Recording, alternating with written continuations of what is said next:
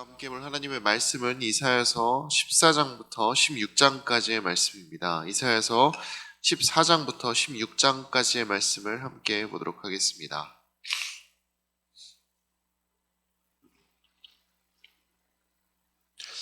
이사야서 14장은 두 가지 주제가 나타나는 것을 볼 수가 있습니다. 첫 번째 주제는 바벨론의 압제로부터 고통받던 사람들이 회복된다라는 것입니다. 두 번째는 악과 교만 그리고 포악을 행하던 사람들의 몰락을 통한 하나님을 경외하는 신앙의 중요성입니다. 첫 번째 주제부터 함께 살펴보도록 하겠습니다. 우리 14장 1절과 2절의 말씀을 함께 읽어보도록 하겠습니다. 여호와께서 야곱을 긍휼히 여기시며 그들의 땅에 두시리니 나그네 된 자가 야곱 족속과 연합하여 그들에게 예속될 것이며 민족들이 그들을 데리고 그들의 본토에 돌아오리니 이스라엘 족속이 여호와의 땅에서 그들을 얻어 노비로 삼겠고 전에 자기를 사로잡던 자들을 사로잡고 자기를 압제하던 자들을 주관하리라. 하나님께서는 강포를 행하는 이 바벨론이 멸망할 것이다 라고 말씀을 하십니다. 이 바벨론의 반대 입장에 선 사람들 쪽에서 생각을 해보면 바벨론의 멸망은 그들의 범죄와 해악들로부터의 해방이라고 볼 수가 있겠습니다. 특히 바벨론의 침략으로 인해 나라와 재산 그리고 그 나라에 살고 있던 사람들을 빼앗기고 그들의 교만함 가운데 하나님을 제대로 섬기지 못했던 이스라엘 입장에서는 이제는 하나님으로부터 인하여 회복이 나타나며 자신들의 나라로 돌아가며 자신의 것들을 되찾는 것은 이루 말할 수 없는 기쁨이라고 할 수가 있겠습니다. 하나님께서는 여기 이사야를 통하여 말씀하고 계시는 이 예언처럼 실제로 페르시아라는 나라를 통하여 바벨론을 무너뜨리셨고 이스라엘의 회복과 그리고 이 귀환을 주도하셨습니다. 우리는 그것을 역사를 통해 알고 있습니다. 이것을 통해 하나님께서는 자신의 택하신 백성들을 향한 사랑과 회복의 일을 쉬지 않고 행하신다라는 것을 우리는 알 수가 있습니다. 그렇게 이 말씀은 우리에게도 회복의 말씀 그리고 위로의 말씀이 됩니다. 하나님을 모르는 세상의 교만 그리고 모든 악한 것들이 강세를 펼치고 있는 중에 우리는 살아가고 있습니다. 그렇게 세상에서 우리는 지치고 그리고 힘든 일들을 겪으며 우리들 마음 가운데 어려움을 겪으며 살아가고 있습니다. 그렇게 어려움을 겪고 살아가는 그리고 신앙으로 인해 우리들에게 짐을 지고 살아가는 우리들의 모습 가운데 하나님께서는 나에게로 와서 쉬라고 이야기하십니다. 지난주에 다녀온 청년부 수련회의 첫째 날 주제의 말씀이기도 했는데 마태복음 11장 28절을 보면은 예수님께서는 이렇게 말씀을 하십니다. 수고하고 무거운 짐진 자들아 다 내게로 오라. 내가 너희를 쉬게 하리라. 수고하고 무거운 우리들의 삶을 보시며 예수님께서는 그것을 외면하거나 그것을 쳐다보지 않으시는 분이 아니라 자신의 품 안에 그 쉼의 자리로 우리를 초대하고 계십니다. 하나님은 언제나 이렇게 어려움에 놓인 우리의 삶을 쉼의 자리로 이끌어 주시는 분이십니다. 또한 회복시키시고 그리고 다시 세워주시는 분이시죠. 그것을 기억하고 하나님이 우리의 구원자이심을 항상 생각하며 하나님께 나아가는 삶을 살아가야겠습니다. 그리고 하나님을 기억하고 하나님을 떠올리는 삶을 살아가야겠습니다. 그것이 회복의 말씀을 주시는 이 하나님의 말씀 가운데 우리가 취할 수 있는 태도인 것입니다. 항상 하나님 앞에 엎드리고 하나님의 회복을 바라며 나아가는 우리의 삶이 될 수 있기를 진심으로 바랍니다. 14장에서 두 번째로 기억해야 하는 주제는 하나님을 경외하는 삶입니다. 이 경외하는 삶에 대해서 함께 생각해 보도록 하겠습니다. 우리 5절부터 7절까지의 말씀을 소리내서 읽어보도록 하겠습니다. 여호와께서 악인의 몽둥이와 통치자의 귀를 꺾으셨도다. 그들이 분내어 여러 민족을 치되 치기를 맞이 아니하였고 노하여 열방을 억압하여도 그 억압을 막을 자 없었더니 이제는 온 땅이 조용하고 평온하니 무리가 소리 높여 노래하는도다. 바벨론은 자신의 그 긴 통치가 그리고 자신의 그 영원한 것만 같았던 그 힘이 끝이 난다라는 것을 예측을 하였을까요? 아마 그 자리에 있는 그리고 그 나라에 살아가고 있는 그 백성 그 누구도 그런 예상을 하지 않았을 것입니다. 힘이 있는 동안은 그리고 그 힘을 휘두를 수 있는 동안에는 자신의 그 힘과 그리고 자신의 그 능력이 끝이 나지 않을 것이라 생각을 했습니다. 그렇기에 이 몽둥이를 통해 힘을 이야기하는 것이겠죠. 몽둥이를 통해 주변의 나라들에게 강포를 행했으며 자신들이 가진 것을 내세우고 그리고 다른 사람들 앞에 드러내며 끝없이 교만했으며 열방을 억압하며 그리고 그들에게 해악을 저지르는 이 죄를 저지르며 살았습니다. 바벨론이 힘을 얻고 열방의 위에 서게 된 것은, 열방을 심판하는 자리에 서게 된 것은 하나님의 도구로 가능했던 것이지 스스로의 힘이 대단하거나 아니면 스스로의 능력이 대단해서는 아니었습니다. 하나님이 세우셨음에도 불구하고 바벨론은 이 사실을 잊고 자신의 힘에 도취된 삶을 살았기에 하나님의 도구였지만 하나님의 심판 앞에 서게 된 것입니다. 아수르와 마찬가지로 자신의 힘을 내세우고 자신을 세우시는 그 하나님을 잊었기에 하나님 앞에 서게 됐을 때 심판의 자리로 서게 된 것이죠. 바벨론의 이 패망의 과정은 하나님 앞에 있는 사람이라면 누구나 경각심을 가지고 바라봐야 할 구절입니다. 사람의 욕심과 허영은 사실 그 끝을 모릅니다. 조금만 그대로 두어도 방치한다 할지라도 사람을 잡아먹어버리고 하나님을 잊게 만드는 것이 사람의 욕심이고 그리고 허영입니다. 저 대단한 솔로몬 왕도 그 욕심과 허영에 사로잡히게 되었을 때 무너지게 된다는 것을 우리는 보았습니다. 그 수많은 부인들과 그 부인들이 가져온 우상 숭배 가운데 놓이게 되었을 때 솔로몬 왕은 부인들을 위하여 우상의 산당들을 세우고 그곳에서 향을 올리는 것을 허락하는 실수를 저지릅니다.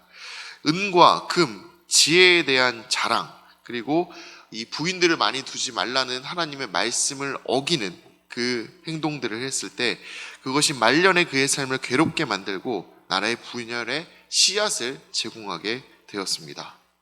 이렇게 욕심과 허영은 사람들의 마음을 무너뜨리고 아무리 대단한 사람이라도 그 사람의 그 끝을 좋지 않게 만드는 것입니다.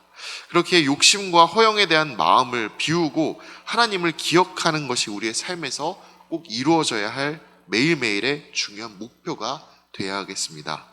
언제나 하나님이 우리의 삶의 최우선순위라는 것을 잊지 말고 하나님보다 더 귀하게 여길 것이 없다는 것을 마음에 새기며 그것을 다짐하며 살아가야겠습니다. 매일 그것을 우리의 삶 가운데에서 의도적으로 떠올려야 욕심과 허영에서 조금이라도 멀어질 수 있습니다. 그렇기에 오늘 하루도 그것을 위해 함께 기도하며 나갈 수 있기를 바랍니다.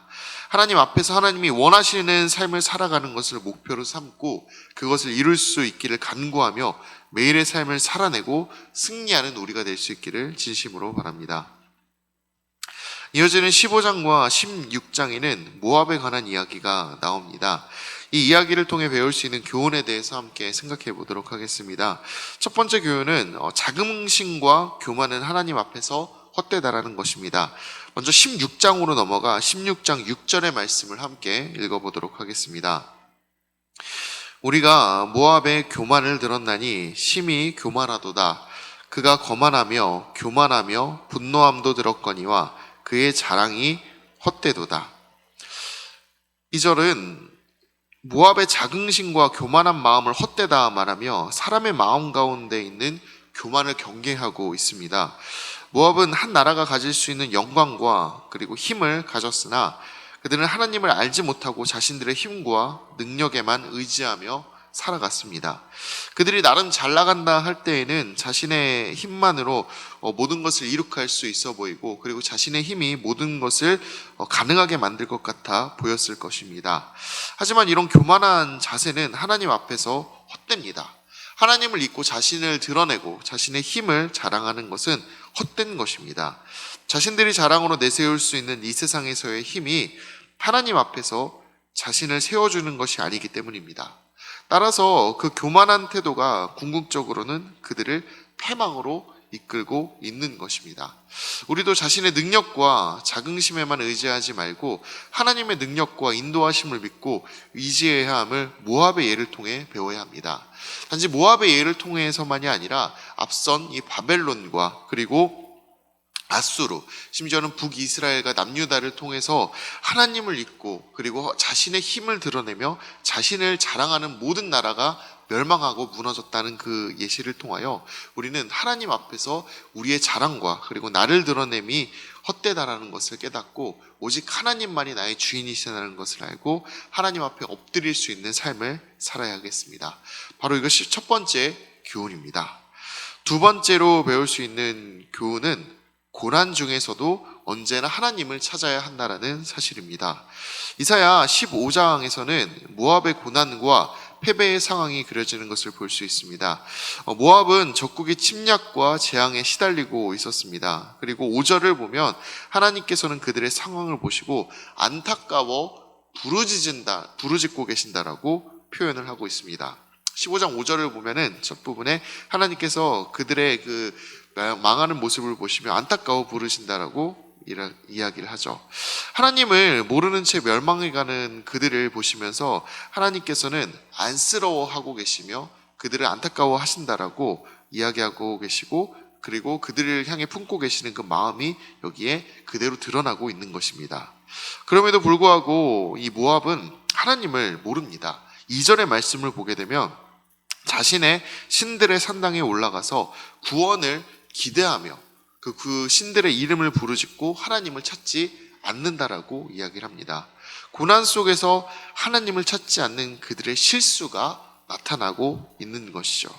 우리는 모압이 이렇게 하나님이 찾고 계심에도 불구하고 전혀 다른 길로 나아가 잘못된 길을 찾는 것을 통해서 고난과 어려움 속에서 우리가 누구를 찾아야 하는지, 우리를 부르짖고 계시는 분이 누구인지를 알아야 하는 것을 더욱더 깊이 알 수 있습니다. 그리고 마음에 더욱더 깊이 새겨야 합니다. 하나님은 우리의 보호자가 되시며 우리의 도움이 되십니다. 그리고 우리가 힘들어 고난을 겪고 있을 때 그것을 안타까워하시며 우리를 향해 부르짖는 분이십니다. 그렇게 우리는 언제나 하나님을 향해 기도하고 의지하며 하나님 앞에 굳게 서야 합니다. 다른 것을 찾거나 아니면 세상이 주는 그리고 사람이 만든 것에 의지하는 것이 아니라 오직 하나님께 나아가 엎드리고 하나님께 도움을 구하는 것, 그것 가운데 길이 있음을 기억하며 하나님 아버지 앞에 굳게 서는 우리가 될 수 있기를 바랍니다. 이것이 두 번째로 얻을 수 있는 교훈입니다. 마지막 세 번째로 얻을 수 있는 교훈은 하나님의 인애와 은혜는 영원하다라는 사실입니다. 16장으로 넘어가 1절부터 4절을 보면 하나님을 찾지 않는 모압이지만 하나님은 여전히 그들을 향해 구원의 손길을 베풀고 계시다라는, 그리고 하나님의 일하심이 나타나는 것을 볼 수 있습니다. 비록 이 모압이라는 나라는 죄와 교만으로 인해 처벌을 받았지만 하나님은 그들에게 사랑과 인애를 그리고 구원의 자리를 허락해 주시는 것을 볼 수가 있습니다. 그렇게 하나님께서는 언제나 인애와 사랑으로 모든 사람에게 다가오시는 분이십니다. 그리고 모든 사람들에게 구원의 손길을 베풀어 주시는 분이십니다. 그 하나님의 손길이 지금 우리에게도 임하였기 때문에 우리가 하나님의 이름을 부르짖을 수 있고 하나님 앞에 엎드려 기도할 수 있으며 하나님의 은혜와 사랑을 간구할 수 있는 것이죠. 그러니 하나님께로 나아가면 구원이 있다는 사실을 기억해야 합니다. 하나님께 나아가면 하나님의 그 사랑이 우리를 품어주신다는 사실을 우리는 기억해야 하겠습니다. 하나님이 언제나 우리 가운데 은혜와 사랑을 베풀어 주시며 우리를 품어주신다는 것을 알고 하나님께로 나아가는 삶, 그것이 우리에게 꼭 필요합니다. 언제나 하나님이 우리를 생각하고 계시며 우리에게 구원의 길을 열어주신다라는 것을 기억하며 그 구원의 길 가운데로 함께 나아가는 우리의 삶이 될 수 있기를 진심으로 축복합니다. 이제 이사야서 14장부터 16장까지의 말씀을 함께 보도록 하겠습니다. 주의 말씀은 내 발의 등이요 내 길의 빛이십니다. 아멘.